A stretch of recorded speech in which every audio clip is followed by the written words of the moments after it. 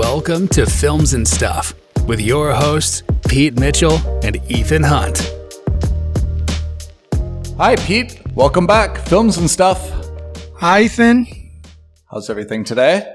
Everything's great. How about you? I like the excitement in your voice. That must mean we've got a great episode ahead. Tell us, what do we have talking now? About? Oh, Winning Time. HBO's Winning Time, episode 6. Los Angeles Lakers taking it to a new level.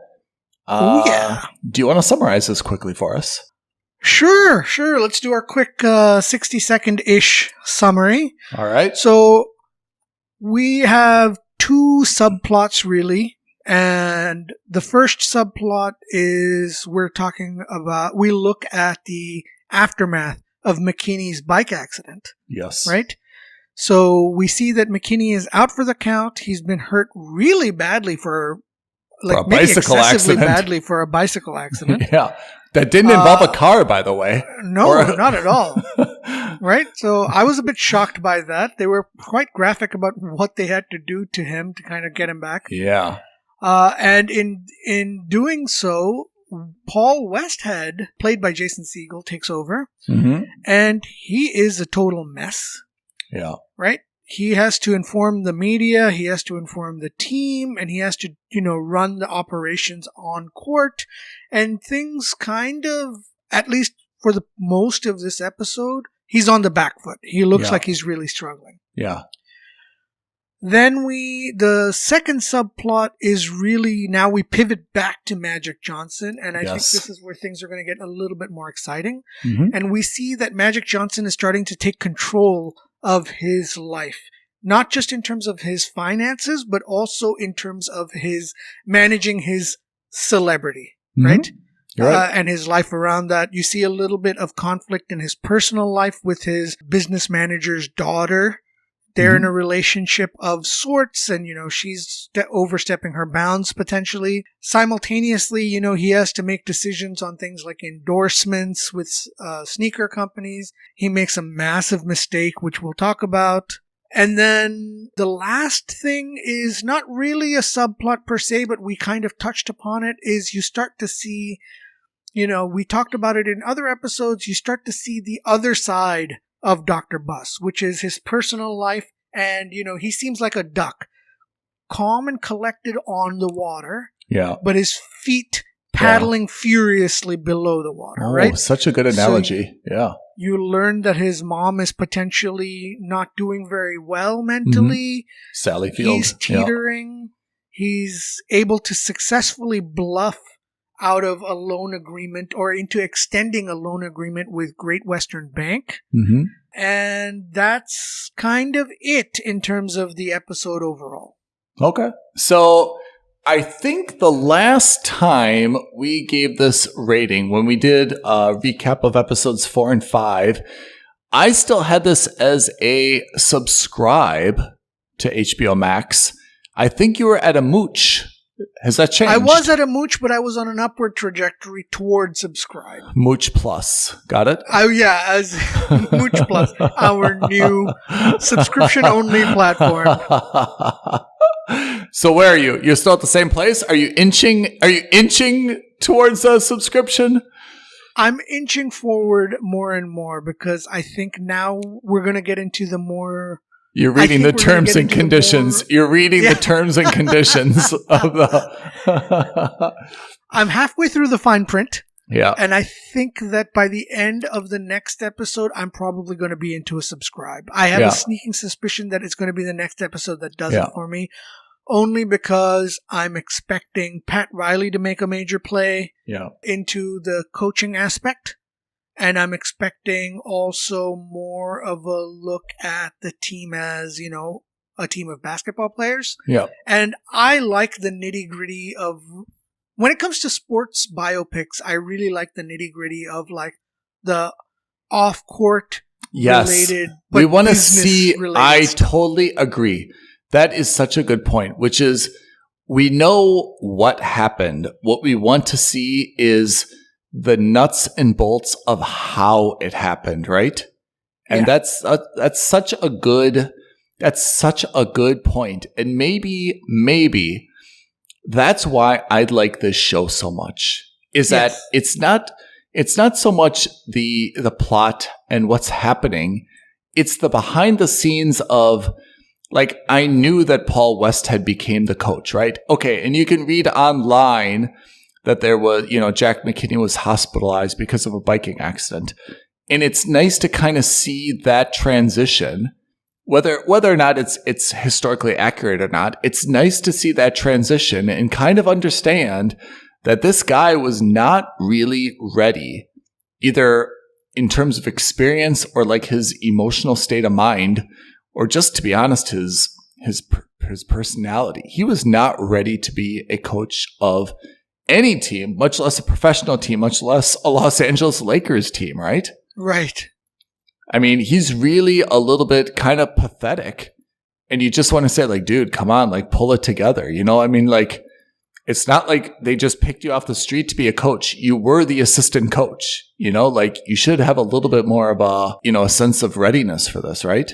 And I don't know anything about Paul Westhead, but I can't, if this is a little bit more on the dramatization side, then it's a little bit of them doing a bit of disservice, right? Because ultimately, he did lead them to a championship. Yeah. And for 2 years, they were leading the league. So, Yeah. It just seems like he seems like this really super meek character who doesn't really know what he's doing, who was an English teacher who stumbled and bumbled his way into being a coach for the Lakers, right? Yeah, they do. I mean, we've used this euphemism before. They throw him under the bus, right? But I mean, they do a little bit, minimize him. On the other hand, after episodes of us kind of feeling that Jerry West was their whipping boy, who they really, marginalized, Jerry West has kind of, in the last 2 episodes, been, he's been, what would I say, projected, or he's been represented? I don't know what the right word is. He's kind of taken a much more mature role, right? Which is talking to Paul Westhead and saying, hey, you got to step up. Like, this is how you deal with it. You should do this. Talk to the media. Don't make promises. Don't say things that are going to be bad for you. Like, he starts to be kind of the elder statesman. And I think that, his performance in these past 2 episodes has been quite good and rehabilitated a little bit some of the negative way he was, projected in earlier episodes. Yeah, I think you see him also now kind of as that quote unquote, and he's not, by the way, but I mean, he's portrayed now as like, hey, I'm not that bumbling fool that's a womanizer. I'm also a cutthroat business guy. Yeah. Right. And this is how you do cutthroat business, which is to say, hey, I'm going to take Great Western to the streets and I will fight with them. And I will say, hey, I've given up my team. Yeah. So to my wife, so if you take me to the cleaners, well, feel free to. I've got a couple bucks on me, and that's all you're really going to get out of this. Yeah. Right? So in terms of talking about McKinney, talking about Paul Westhead, I hope that's the end of this storyline for a while. Like, I would hope that the next episode, we don't have any more hospital scenes. There's maybe a line about, McKinney is now back home recovering. We see, Coach Westhead, starting to get a little bit more comfortable. Maybe he's still a little bit green, but I don't want this to be kind of the dominant storyline. I think we've kind of moved past that. I don't know what the next storyline is going to be, but I think 1 episode is really enough for that. What do you think? Yeah, I agree. I think now, like I was hoping, I think now what we're going to see is a transition from Westhead floundering on his own to Westhead kind of relying on Riley to be to create a foundation for a good coaching staff. Yes. And again, I don't know if they're going to do a season 2 or 3. This could also potentially be a chance to see where Riley starts to kind of, I'm not going to say undermine, because maybe that's not what he actually did. Mm-hmm. Or maybe he did. We'll never know, right? Of course, in the media, it would be very, very nice and easy to say that, Riley had his own plans on getting out of the commentating booth and into the coaching seat. And which, of course, that's exactly what happened.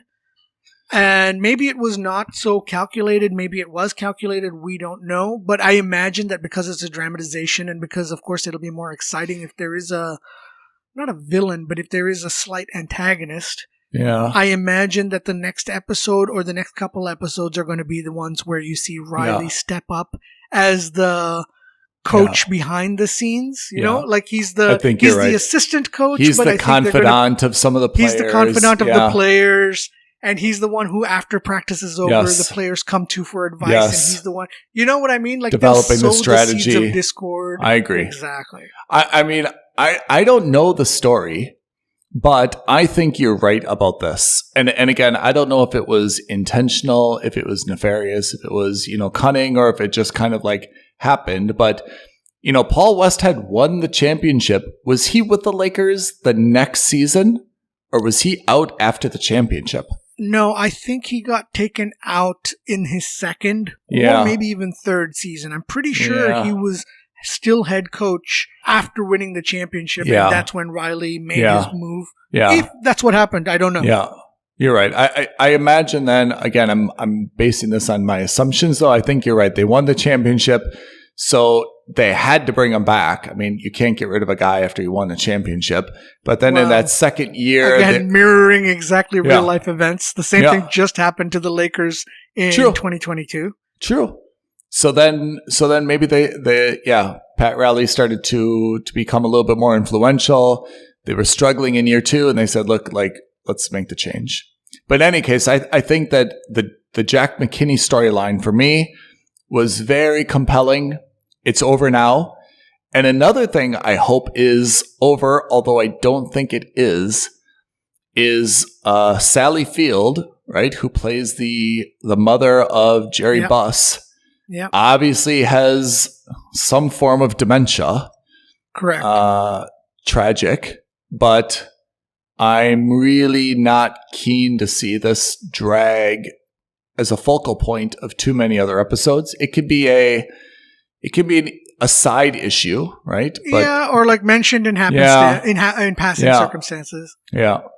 Right? But I mean, this is what I mean. Like, you see a transitioning into the maturity of Jerry Buss by this, right? Because there's that scene in the elevator where Jeannie is kind of struggling with this whole thing. Yeah. And he looks at her and says, like, hey, listen, you got to really man up, right? I mean, for lack of a better word. Yeah. You really got to man up on this and strengthen your, gird your loins, as it were.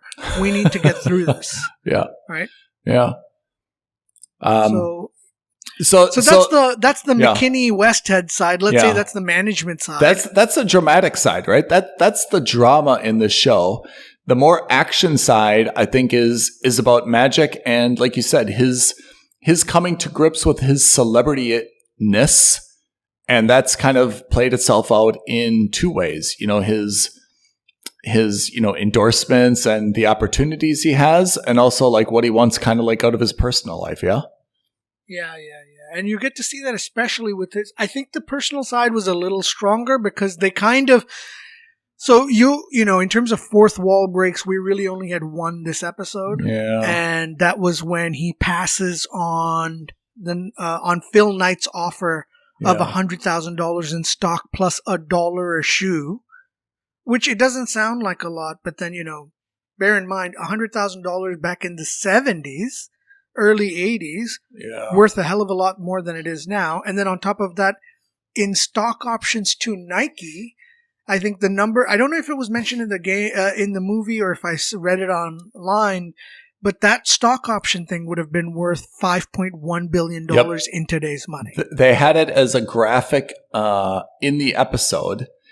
Yeah, okay, there you go. And there's probably a few caveats that would need to be made to that, right? At least one asterisk.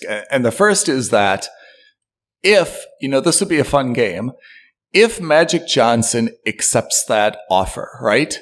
Yep. Michael Jordan goes where? Oh my God. Exactly. Michael Jordan goes, they probably don't give the same deal to Michael. Or a great comment. Michael goes to Adidas or Converse, right? Yeah, because Under Armour wasn't around at that time. Yeah. I think I read somewhere that Jordan actually liked Adidas shoes more. I think it was in The Last Dance, and then it was his mother who said, listen, you be a good boy, you be a good person and a reasonable person, and they made a nice offer, and they were being very polite. So even if you don't like them, and even if you're going to say no, you go to their offices and you talk to them. Yeah. So it was really, I mean, that changes bless his mother for that, everything. Right? That changes everything. And not just for him. I think for all of sports, period. Oh, I mean, especially, if you remember what was like when we were kids. I mean, now people are, Nike is far and away the market leader. I guess if you're talking about basketball shoes, maybe Under Armour is number 2 in basketball shoes. And I think Under Armour only because of its super aggressive deals with people like Curry. Steph Curry, and I think Kevin Durant, but I'm not sure. Whoever else it is. I can't even guess in the NBA what shoe, other than a handful of Under Armour folks, is there anyone wearing Adidas shoe? And maybe I'm sure there's someone who's wearing like the Chinese brand Li Ning or something. But Adidas I think has kind of not left. Don't get me wrong, they're still making them, but Adidas has become more of like a lifestyle brand in sneakers now because they do all their collaboration. They've got with the Yeezy, and that's smart. By the way, that's probably a separate episode. Which is Adidas. Wonderful pivot. Yes. Right? Yeah. Which is, hey, we're not going to be able to compete with Air Jordans. Yeah. We're not going to compete with even, maybe not even with Reebok or Puma, because Puma, by the way, has Puma's gone. World of Football. No, but they've got football. Yeah, right? Puma is soccer. Yeah. All of football. Mm-hmm. And I think Reebok has pretty much locked down all of American football, but I'm not sure. Don't hold me to that. But, so most of these sports are not taken up, but not, and Converse is gone. I think Converse still exists. But only, again, as a lifestyle brand. But who bought Converse? That's a good question. I don't know. Including Reebok. Someone has bought Reebok. Okay. Reebok's no longer independent. Probably some New York hedge fund that thought that they could do a better job with it. No, I think it's another shoe company, to be honest. Oh, okay. But anyway, the point is, I got us off on this tangent. Let me bring it back. That, yes, had Magic signed with Nike, in theory, he would have $5 billion, but probably not, because a lot of that market value is due to Jordan. Jordan probably doesn't go to Nike, goes to Adidas or maybe even Converse. Yeah. Potentially putting the whole basketball footwear world in complete disarray, right? Yeah. At least the world that we know of it today. Crazy, yeah. Yeah, so I agree. So it's so funny because they kind of, this is, I think, the perspective that you and I have, which is so unique and maybe not unique, interesting, but at least unique in the sense that, we're kind of finance business guys. Yeah. And then it's a throwaway line in the show because for your average fan, it probably is a throwaway line, right? But for us to say, oh my God, $5.1 billion, and then to understand the ramifications of the entire sneaker industry thereafter, it's mind-boggling. For me, absolutely mind-boggling. These are the kinds of things that I love about sports movies and sports biopics. And, maybe it's because I'm a finance guy. I like seeing the little nitty-gritty, It's one of the reasons I really love Draft Day with Kevin Costner. Yeah. It's also one of the reasons why I like all the, like Moneyball, for example. Yes. It's you get to see the number side of it and the finance side of it, which ostensibly is boring to your average viewer. But for me, I love it. I geek out on that stuff. I think Phil Knight also deserves a lot of credit. Again, dramatization. But if you look at what Phil Knight was doing versus the Converse guys, right? The Converse guys are like, Magic's like, hey, let's put my name on the shoe. They're kind of like, we'll definitely think about it.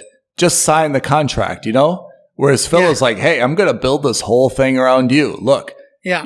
You know, and you really see the upstart. I mean, whether that's possible in today's day and age is not clear, but back then, wow, that was just like totally unheard of, right? It's one of the rare few times in this show where you don't see Magic bet on himself. Yeah. Right? Absolutely true. Yeah, absolutely right. So actually, let me ask you, who was this confused me. He's got this, not an agent, but kind of like this guy, and then he's dating his daughter. Who's the guy, and who came first, the guy or the daughter? I didn't pick up on this. I didn't catch it 100% either, but this is Dr. Day, right? Who was like almost like a family friend / advisor, right? And he was, because remember when they were talking about the sneaker deals in the very beginning, he's like, if you can introduce me to some of these lawyers, and he's like, look, they're good for Michigan law. They're not good for, real world law or, real world deals, that kind of thing. Yep. As he kind of props himself up. Yeah. So my understanding was, and if I got this wrong, listeners, please get in touch with us, aloha at filmsandstuffpodcast.com. Aloha means hello. Yes. Right. So my understanding, Ethan, was that he was kind of like a family friend or someone known to the family as an associate. Okay. Who then positioned himself very smartly as his agent / representative. Yeah. Right. And you could see that he was thinking that along the same lines, because when Magic brings up the thing of money, he's like, you don't worry about my fees. We'll worry about that when I make you money, that kind of thing, Yeah. It's the typical smarmy, greasy thing that all agents would say, right? Yeah. And he simultaneously is dating his daughter, so that's where things start to get a little dicey, because his daughter is someone that he likes, but then she's almost like overstepping her bounds. Which is to say, she's getting involved in discussions, as like, and portraying herself to be like almost his wife more than just his girlfriend. And, so she's sitting in on business meetings and saying stuff which, he may not necessarily want to say or agree to say. She's sending flowers to Jack McKinney in Magic's name, even before Magic would even think to do that. I mean, it's not the wrong thing to do, but because he didn't think of doing that. And all the players clocked on to that, right? So they make fun of him. His teammates start making fun of him that, he's whipped and all that kind of thing. And then you have that really interesting moment where he meets Richard Pryor. Yeah. Right? Yeah. And where Richard Pryor kind of says, hey, listen, you're on a level of fame above all of these jackasses on your team. You just don't know it yet. And that means that you need to be extra careful about not just who's handling your money, but who's representing you in your personal life. Mm-hmm. Right? And so he does what I think would be the first savvy thing, right? He breaks up with his agent's daughter. Yeah. But then he gets his agent to do the breaking up for him so that he doesn't have to get his hands dirty. Yeah. I mean, at first, so I've got a few thoughts about this, and I'll go backwards. The first is that I think it was kind of portrayed as like the agent, Dr. Day, was more worried about business than his daughter. But I kind of viewed it as he was like, hey, this guy's not going to be great for my daughter. I love my daughter. This is going to kind of, in the future, she's going to be hurt one way or another because I kind of know this guy. It's probably better that I get her out of this now and I keep the business relationship. It's a win-win, even though my daughter will be hurt. So I really didn't see him as kind of slimy like that. I felt he kind of got what he wanted anyway. And then the second part was, I felt like that young lady, don't know her name, was actually pretty good for him. I mean, I know that it was intended that she be a little bit like aggressive and overbearing, but I thought that she was actually like, in terms of kind of like managing his stuff, like as you said, like taking the flowers is actually a pretty good idea. It kind of backfired just because of the time that she went. But overall, that's kind of the thing that you want your wife doing, is looking out for you and saying, hey, dude, like, your head's in the clouds. You're focused on basketball. This is the right thing to do. I'm going to get it done to help you out because we're a team, and that's my obligation. So I kind of thought that she was pretty good for Magic. He gets back at the end with Cookie, right? And Cookie was the woman that he married, and I think he's got both of his kids with. So that's, I guess, how that happened, huh? Right. I thought that was it was an interesting insight into what we can kind of expect to see in terms of maybe his personal life and how he treats the people around him. And I'm not saying good thing or bad thing. I'm just saying, these are things that happened, right? Yeah. So no judgment there, or no, qualification necessary there. Yeah. I thought one thing that was very interesting was they had this scene where they were all at the Forum Club. And I think that's when we saw Richard Pryor the first time, although he wasn't introduced on the screen until like a different scene. But like the bunch of Lakers, right? You saw Norm Nixon there. You saw Spencer Haywood. You saw Kareem and his wife/girlfriend. I mean, I don't know if that's historically correct, but to me, that was a really cool scene that all those teammates were out with their wives and girlfriends, all kind of like hanging out. That just seemed, for me, like such a sincere, cool scene. It doesn't seem like that's something that happens anymore. Now everyone's kind of got their crew, their posse, their team, right? And they all kind of go out their own separate ways, And back then, I guess it was different. Like, hey, we're all like teammates. We're buddies. Like, even before this, we saw, Magic and Norm Nixon go out together. Yeah, Norm was a little bit difficult and so forth. But like, it was just kind of cool. Like, it was like really like coworkers or a fraternity back then. I really like that. And I don't feel like that's something that I can't even imagine like the last story I've heard about like multiple teammates out together. There's always like one dude getting in trouble, but you never hear of like teammates together like getting in trouble, right? Or rarely these days. Yeah, because no one hangs out anymore. Yeah. Yeah, you're right. I think that posse culture, or my boys, my crew culture has kind of has become more dominant now. Yeah. I think the last time I can think of that would have been like, again, late 90s, at most late 90s, early 2000s. Where you heard about like these stories where like Allen Iverson and the Sixers and the crew were going out and, partying in the clubs. And I think that was, all the guys from the Knicks were hanging out and going clubbing in New York and things like that. I think that was pretty much the last time. Like, I would also say, even celebrities, like back then it was the Rat Pack, right? It was Sammy Davis Jr. It was Frank Sinatra. I don't think Richard Pryor was part of that. Was he? I think he came after that. Or was he part of it? I think he was after. So, but that was cool. Like, there was a Hollywood fraternity of big people, like, hey, we're all, like, stars, A-list. We're all going out together. That's cool. Does that happen anymore? You had the Frat Pack, right? You had Will Ferrell and Vince Vaughn and Owen Wilson. Did they go out together? This is the early 2000s.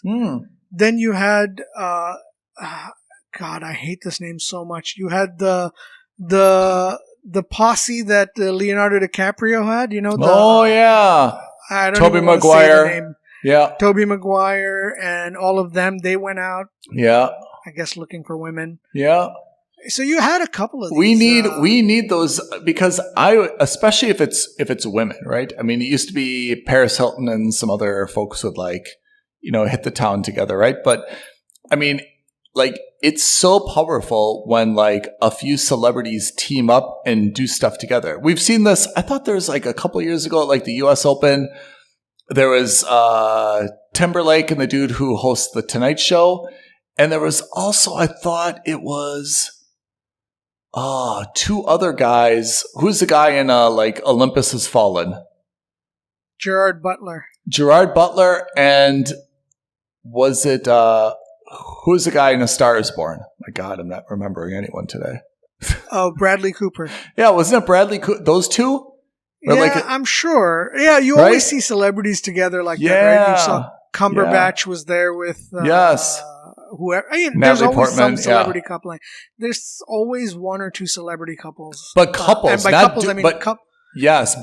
No, but I mean not couple dudes. Friends, right? Yeah. Oh, yeah. But when you see like two dudes hanging out, like Hollywood celebrity friends, it's so rare. Everyone like usually just goes their own separate way, right? You see like, there's Robert Downey Jr. at the U.S. Open. There's this guy at this, right? It's rarely, hey, Robert Downey Jr. and, Chris Evans are hanging out together. You rarely see like two celebrities at the same time, which I think makes it so cool of like, there should be like an app just for celebrities to like hang out together, right? And for all the celebrities who are listening, by the way, we are available to be a part of your posses. We're super fun. We are super fun. We bring so and much discreet, to the table. And discreet. Incredibly discreet. Now, excuse me while I tweet this to my millions of followers. Did you ever hear the Rob Lowe interview where Rob Lowe is like, I don't even know why you'd want to be a celebrity today. He's like, everything that I used to do in the 80s when I was a celebrity, I didn't want anyone to know about. Now everything is like... That's because he was doing creepy He's stuff, like, now right? everything is like tweeted and Instagrammed, and it's all like... Even that statement is so great. I love it, yeah?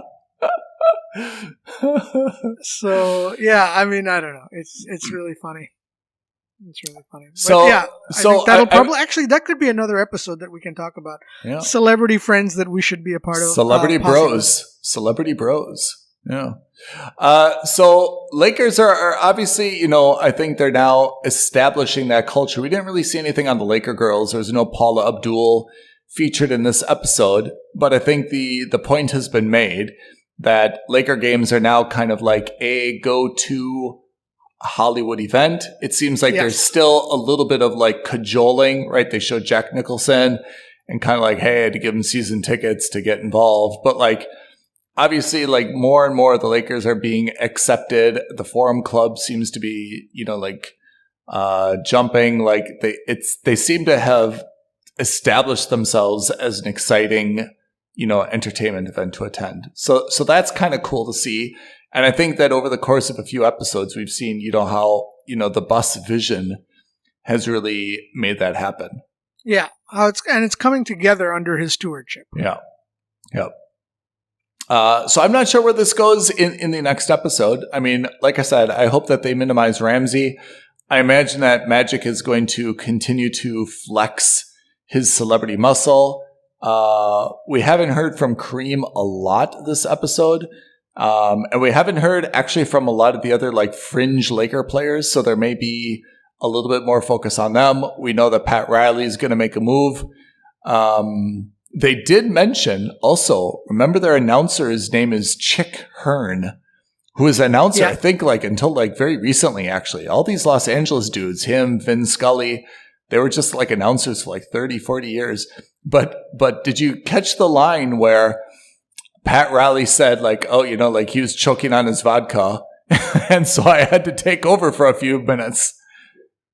I missed that. Or at least I missed the significance of that. He apparently Chick had, I don't want to say he had an alcohol problem, but he was known, like all these old announcers, Harry Carey for the Cubs, they were known to like imbibe, right? Partake while on duty. Exactly. While on duty. Yeah. And Riley mentioned it when he was talking to Jason Segel, Paul Westhead, and saying like, I had to go from being the apprentice, to the main guy last game, when Chick choked on his vodka. Yeah. So funny. So let's see what Winning Time's got in store. Let's see if we can't get you from reading those terms and conditions to finally putting down your platinum card and subscribing for HBO Max. I'm already there. super happy with the show. And I think, as we mentioned, it's really the behind the scenes details, which I think are so compelling. I agree. Listeners, thank you for joining us for Recap Winning Time Episode 6. We will see you next week. Pete, always a pleasure. Thanks, Ethan. Take care, everyone. Bye. Thanks, everyone. Thank you for listening to another episode of Films and Stuff. If you haven't already, please subscribe and review on Apple Podcasts, Spotify, or wherever podcasts are downloaded. Films and Stuff. There is no substitute.